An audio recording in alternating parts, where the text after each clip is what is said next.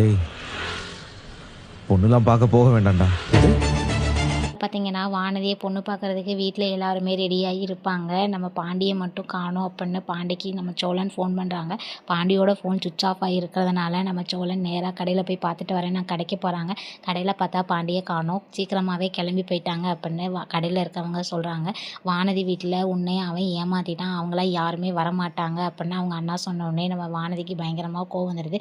கண்டிப்பாக அவங்க வீட்டிலேருந்து எல்லோரும் வருவாங்க, பாண்டி வருவான் அப்படின்னு நம்ம வானதி அவங்க கூட அப்பையும் சண்டை போடுறாங்க.